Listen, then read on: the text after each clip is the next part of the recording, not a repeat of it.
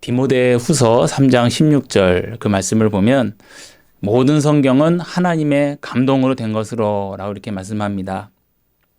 이 의미는 모든 성경이 하나님이 우리에게 주시는 하나님의 말씀이라는 그런 뜻입니다.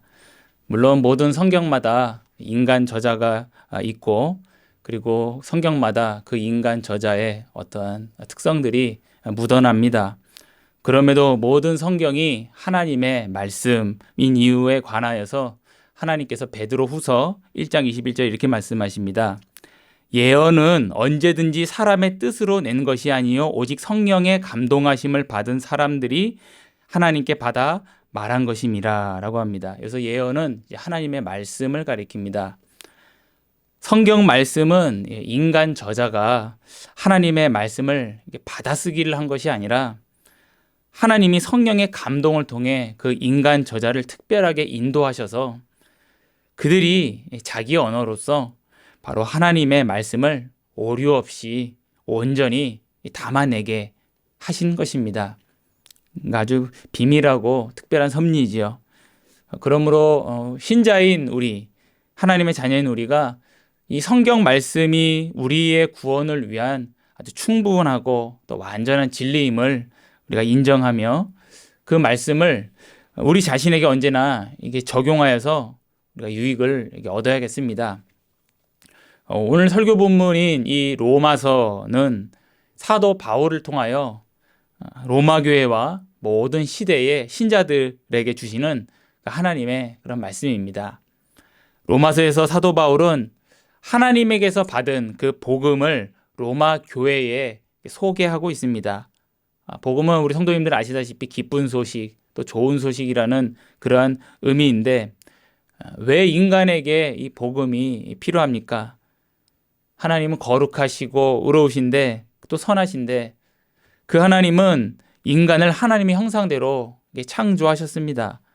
그래서 하나님은 인간이 하나님을 인정하고 또 그 하나님께 순종하는 그러한 거룩하고 의로운 존재이기를 하나님은 원하셨습니다. 그러나 인간은 교만하여서 하나님을 믿지 않고 또 하나님께 불순종하여 결국 반역하였습니다.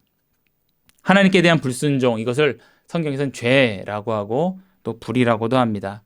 로마서 1장 18절을 보면 하나님의 진노가 불의로 진리를 막는 사람들의 모든 경건하지 않음과 불의에 대하여 하늘로부터 나타나나니 라고 이렇게 말씀합니다. 하나님의 진노에 대해서 말씀합니다. 하나님은 인간의 불의와 죄에 대하여 진노하십니다. 또 로마서 3장 10절부터 12절을 보면 기록된 바 의인은 없나니 하나도 없으며 깨닫는 자도 없고 그리고 하나님을 찾는 자도 없고 다 치우쳐 함께 무익하게 되어 선을 행하는 자 없나니 하나도 없도다 라고 하며 이렇게 모든 사람이 아담과 함께 타락했음을 말하고 그래서 이제는 죄를 짓지 않을 수 없는 사람은 아무도 없고 또 자기 힘으로 스스로 의로울 수 있는 존재도 아무도 없음을 성경은 우리에게 말합니다. 또 로마서 3장 20절을 보면 율법의 행위로 그 앞에 의롭다 하심을 얻을 육체가 없나니 라고 하며 이 말씀을 다시 한번 확증합니다. 그럼 이 결과는 무엇입니까? 로마서 6장 23절을 보면 죄의 삭은 사망이요 라고 말씀합니다. 생명의 근원이신 하나님이신데 이 죄로 말미암아 그 하나님과 이 단절이 되었습니다. 그러므로 생명과 단절했으니 이 사망이 오는 것이죠. 사람에게는 하나님과의 관계 단절인 영적인 사망이 있고요.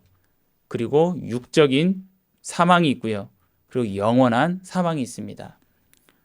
이것이 인간의 죄의 삭시오 결과입니다.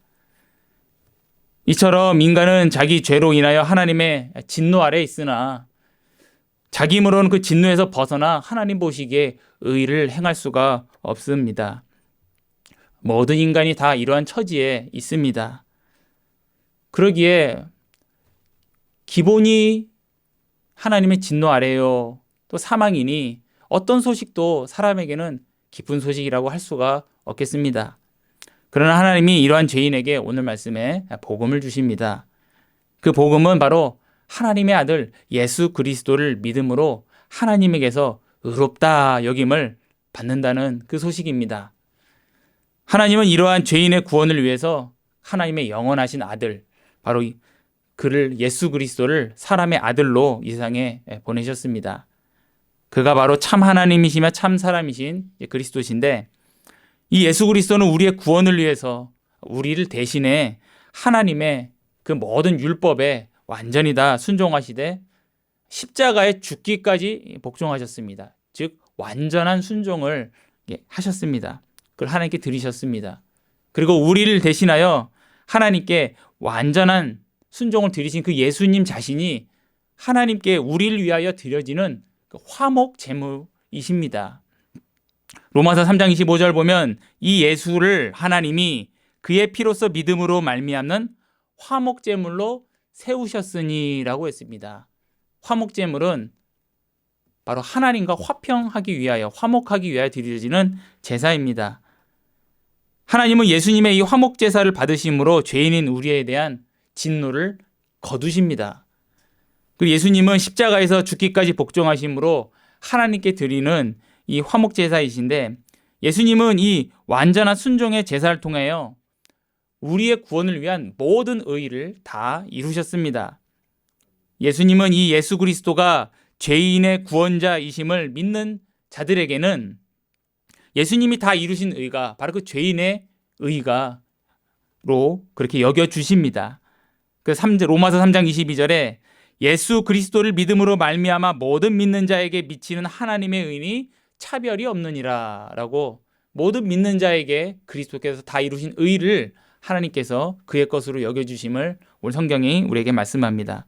이렇게 죄인이 그리스도를 믿음으로 말미암아 바로 그리스도의 의로서 의롭다 여김을 받는 것, 이것이 바로 하나님이 거저 주시는 은혜다라고 성경에 또 말씀합니다. 그래서 24절을 또 이어서 보면 그리스도를 믿는 자는 그리스도 예수 안에 있는 속량으로 말미암아 하나님의 은혜로 값없이 의롭다 하심을 얻은 자 되었느니라 라고 말씀합니다. 그러므로 이 로마서 5장 1절을 보면 이렇게 예수 그리스도를 믿음으로 우리가 의롭다 하심을 얻은 자들은 곧 하나님과 이제 화평을 누린다라고 이렇게 말씀합니다. 하나님이 더 이상 진노하시지 않으니 이제는 하나님과의 관계가 화평으로 전환이 됩니다. 이렇듯 거룩하신 하나님은 의로우셔서 모든 인간의 이 죄와 불의에 대해서 진노하시지만 또한 그 하나님은 자비로우셔서 예수 그리스도를 믿음으로 말미암는 이 죄사함과 하나님과의 화평을 죄인에게 주시고 또 그 화평으로 그들을 부르십니다. 하나님은 자기 자녀들의 이 전도를 통해서 바로 이렇게 죄인들을 부르십니다. 그래서 고린도전서 1장 21절 보면 하나님의 지혜에 있어서는 이 세상이 자기 지혜로 하나님을 알지 못하므로 하나님께서 전도에 미련한 것으로 믿는 자들을 구원하시기를 기뻐하셨도다라고 말씀합니다. 또 사도행전 4장 36절을 보면 2장 36절을 보면 예수님의 제자인 이 사도 이 베드로가 예수님을 십자가에 못 박은 그 유대인들에게 복음을 설교합니다. 그러면서 이렇게 말씀합니다. 확실히 알지니 너희가 십자가에 못 박은 이 예수를 하나님이 주와 그리스도가 되게 하셨느니라 라고 이렇게 설교했습니다. 근데 그 말씀을 듣고 있던 그 유대인의 마음을 성령께서 열어주시고 또 그 마음에 빛을 비춰주셔서 그들로 하여금 자기들이 하나님께 대적하고 있었구나라는 것을 그들로 하여금 깨닫게 하셨습니다. 그러자 그들이 그 말씀을 듣고 이제 사도들에게 묻습니다. 형제들아 우리가 어찌할꼬? 이에 예수님의 제자인 사도 베드로가 말하기를 너희가 회개하여 각각 예수 그리스도의 이름으로 세례를 받고 죄사함을 받으라 이렇게 말씀합니다. 이 말씀을 들은 유대인들은 진실로 예수님을 주님이시여 그리스도로 믿게 되었고 그리고 예수 그리스도를 믿는 그들의 그 마음의 전환이 바로 회개입니다.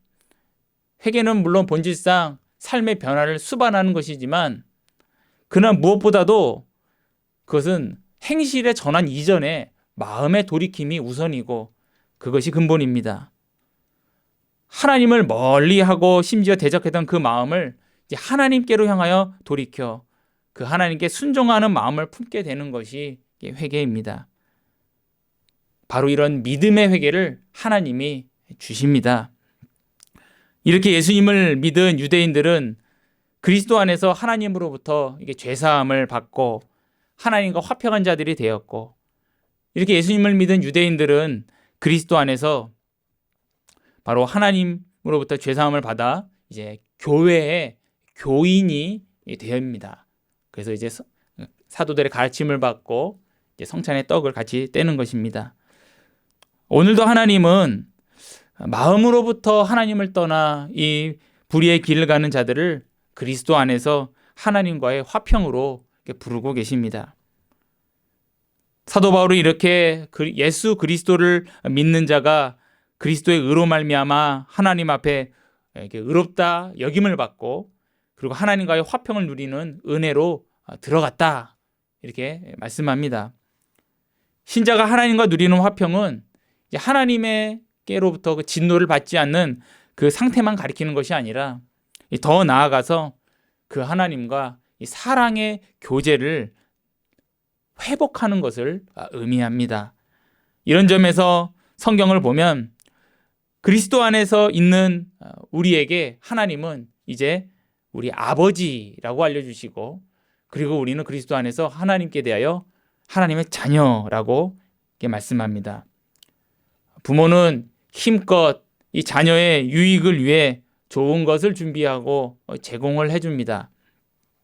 성경에서 하나님을 아버지라고 이렇게 부를 때에는 하나님이 이런 부모와 같다는 것을 우리에게 맞추어서 알려주시는 것입니다. 그래서 칼빈의 기독교 강요를 보면 하나님이 베푸시는 은혜와 또 사랑에 대하여 부성적이라는 그런 수식어를 붙는 것을 종종 보게 됩니다. 그러니까 하나님이 그리스도 안에서 우리를 향하여 얼마나 자비로우신지를 이 표현을 통하여 나타내는 것입니다. 우리는 하나님이 우리 아버지로서 우리의 영원한 구원을 위해서 날마다 우리를 돌보시고 계시고, 또한 우리의 기도가 그리스도 안에서 하나님께 상달되도록 하나님께서 받으심을 우리가 믿어야 할 것입니다. 로마서 또 5장 2절을 보면 사도 바울은 이렇게 예수 그리스도를 믿음으로 의롭다 하심을 받고 하나님과 화평을 누리는 그 은혜에 들어간 우리가 이제 하나님의 영광을 바라고 즐거워한다라고 말씀합니다. 이렇게 하나님의 자녀인 우리가 현재 하나님과의 화평을 누릴 뿐만 아니라 바로 이 장래에 참여하게 될 하나님의 그 영광을 바라고 또 즐거워한다, 이렇게 말씀합니다. 성도에게는 장래에 참여하게 될 하나님의 영광이 있습니다.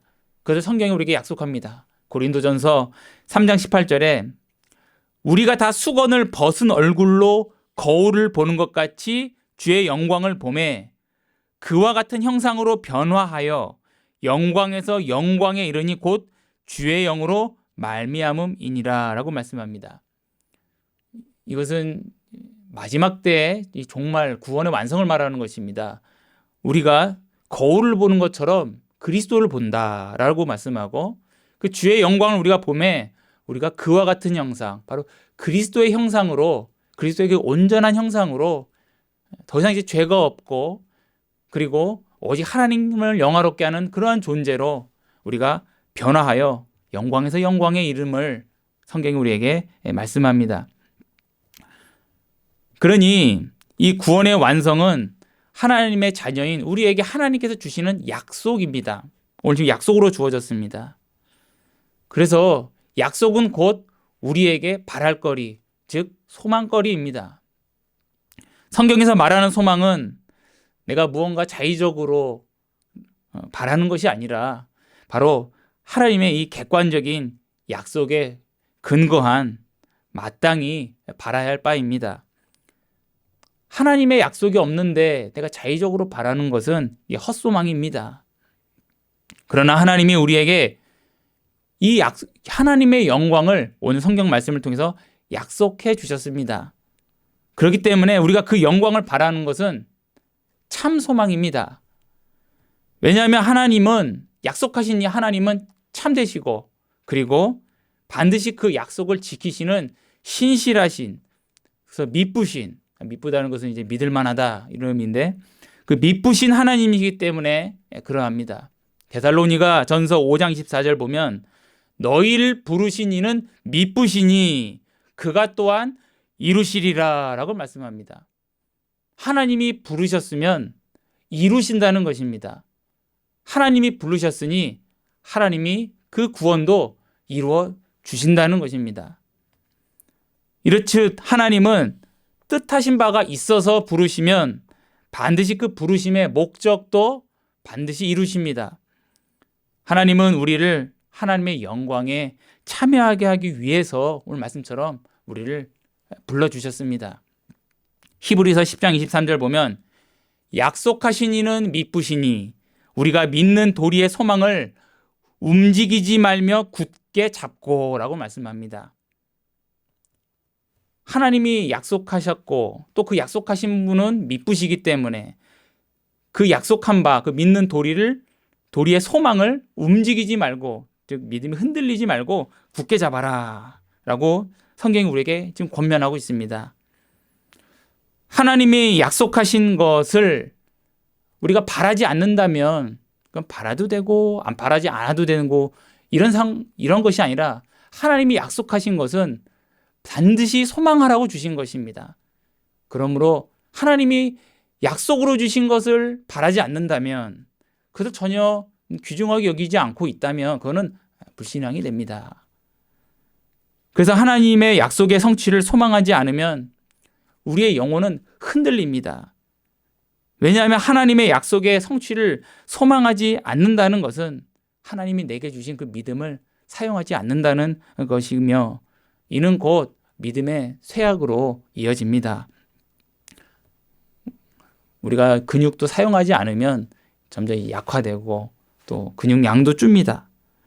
마찬가지로 이 믿음을 사용하지 않는 것은 우리의 영혼의 생명을 쇠약하게 만드는 것입니다. 그래서 히브리서 6장 19절을 보면 우리가 이 소망을 가지고 있는 것은 영혼의 닷 같아서 튼튼하고 견고하여 휘장 안에 들어가나니 말씀합니다. 우리가 이 소망을 갖는 것이 영혼의 닷이다라고 했습니다. 그러니까 배에 닷이 있으면, 닷을 내리면 이 파도가 쳐도 이 배는 이 닷 때문에 쓸려가지 않고 그 자리를 유지합니다. 근데 우리의 영혼의 이 닷이 하나님의 약속을 소망하는 것이라고 말씀합니다.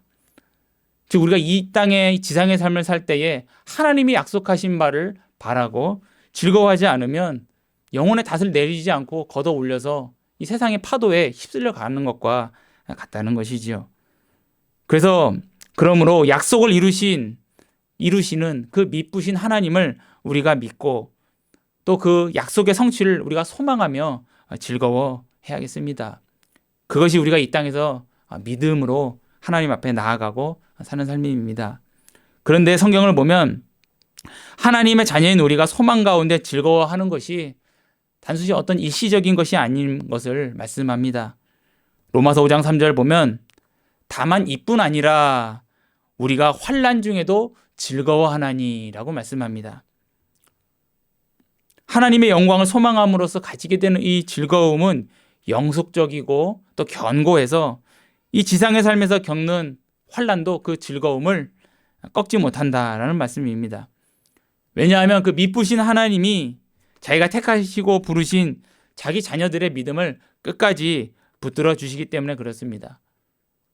그래서 그 믿음을 준 그 신자가 그 하나님께 대한 또 약속에 대한 소망도 갖고 그런데 즐거워하는데, 거기에 환난이 찾아오면 그 즐거움이 없어지는 것이 아니라 환난 중에도 하나님은 그 소망과 즐거움이 지속되게 하시는데 그 과정이 바로 5장 3, 4절에 우리에게 말씀합니다. 3절 하반절을 보면 환난은 인내를 이룬다라고 말씀합니다. 하나님께서 하나님의 자녀인 우리가 환난 가운데 있을 때에도 우리의 믿음을 붙들어 주셔서 우리가 그 믿음으로 하나님께 기도하게 하시고, 또한 그 믿음으로 하나님의 말씀을 붙잡고 그 말씀에 근거해서 하나님을 또한 의지하게 하십니다. 이것이 바로 오늘 본문이 말하는 믿음의 인내입니다. 그리고 4장 3발절 보면 그 인내는 연단을 이룬다라고 말씀합니다. 하나님의 자녀는 이 믿음의 인내의 이 과정을 통하여 하나님이 바로 나 자신의 믿음을 붙들어 주시고 도와주신다라는 것을 경험을 하게 됩니다. 이 경험도 하나님께서 나를 도와주신다는 것을 믿기 때문에 그 하나님의 도우심을 내가 인식하게 되는 것입니다. 바로 이것이 하나님의 은혜에 대한 또 경험입니다. 이러한 은혜로운 경험을 통해서 하나님이 우리에게 주신 그 믿음이 또 더 강화가 됩니다. 내가 믿는 그 하나님, 그 하나님께서 나의 그 믿음을 도와주심, 이것을 통하여 하나님이 지금도 나와 함께 하시는구나 라는 것을 알며 믿음이 더 연단되는 것이죠. 이것이 믿음의 연단입니다. 그리고 이어지는 4장 하반절을 보면 연단은 소망을 이루는 줄 알미로다 라고 말씀합니다. 하나님의 은혜로 이 믿음을 사용하여 믿음을 하나님께서 붙들어 주시고 또 은혜로운 경험을 통하여 그 믿음이 더 강화되면 그 결과로 그 믿음으로 하나님이 약속하신 그 하나님의 영광을 더 소망하게 되고 또 그 소망의 근거에서 계속 또 그 하나님의 그 영광을 즐거워하게 되는 것입니다. 이처럼 하나님이 처음 주신 그 믿음과 또 소망과 이 즐거움은 하나님의 은혜로 계속 지속될 뿐만 아니라 점차 이 강화됨을 오늘 로마서 5장 3, 4절이 우리에게 말씀하고 있습니다. 빌립보서 1장 6절을 보면 너희 안에 착한 일을 시작하신 이가 그리스도 예수의 날까지 이루실 줄을 우리가 확신하노라 라고 말씀합니다. 그러므로 하나님이 우리에게 믿음을 주셨으니 저희는 이 지상의 삶에서 좌고우면하지 않고 바로 그 믿부신 하나님을 믿음으로 우리가 그 하나님 계속 의지해야겠습니다. 환난 중에도 오히려 우리의 믿음은 더 자랄 줄로 믿습니다. 그리고 언제나 심령 깊은 곳에서는 우리의 심령 깊은 곳에서는 하나님이 주신 그 잔잔한 즐거움이 또 흐르고 있을 줄 믿습니다. 사도 바울은 로마서 5장 5절에서 하나님이 우리에게 주신 그 소망이 우리에게 더욱 견고할 수 있는 이유를 한 가지 더 말씀합니다. 5절 읽어보면 소망이 우리를 부끄럽게 하지 아니함은 우리에게 주신 성령으로 말미암아 하나님의 사랑이 우리의 마음에 부은 바 됨이니라고 말씀합니다. 소망이 부끄럽지 않다라고 했는데 이것은 약속이 반드시 성취되기에 그 소망이 헛되지 않다라는 그런 의미입니다. 흔히 우리가 무언가를 믿고 장담했다가 실제로 그 장담했던 것과 일이 정반대로 전개되면 그렇게 장담했던 나 자신이 좀 민망해집니다. 그런 경험이 다 있을 텐데 오늘 본문에서 소망이 부끄럽게 되었다라는 것이 그런 의미입니다. 그렇게 볼 수 있겠습니다. 그러나 이 사도 바울은 하나님이 우리에게 약속하신 바에 대한 우리의 소망은 결코 우리를 부끄럽게 하지 않는다라고 오늘 말씀합니다.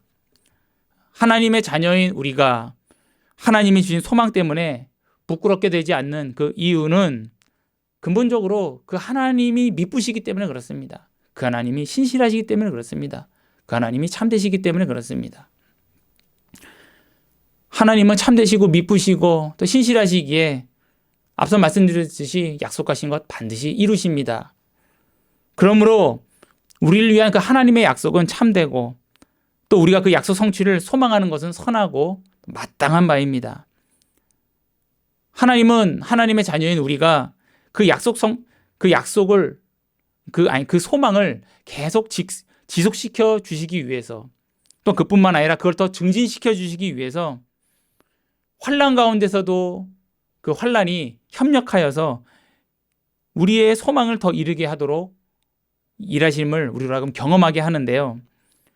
근데 또 이를 통하여 하나님은 하나님의 자녀로 하여금 하나님이 자기 자녀인 우리를 사랑으로서 위하시고 돌보신다는 것을 그 경험을 통해 마음속에 깊이 또 느끼게 해주십니다. 바로 5절 말씀을 보면 그것을 말합니다. 하나님의 사랑이 우리 마음에 부은 바 됨이니 라고 말씀합니다. 부었다라는 표현은 좀 이제 어떻게 보면 좀 주목시키고 강조하는 표현인데요. 바로 그만큼 하나님의 사랑에 우리의 영혼이 크게 감동된다라는 그런 의미입니다. 하나님이 우리의 마음에 하나님이 나를 이렇게 사랑하시는구나라는 것을 크게 느끼게 해 주신다는 것입니다.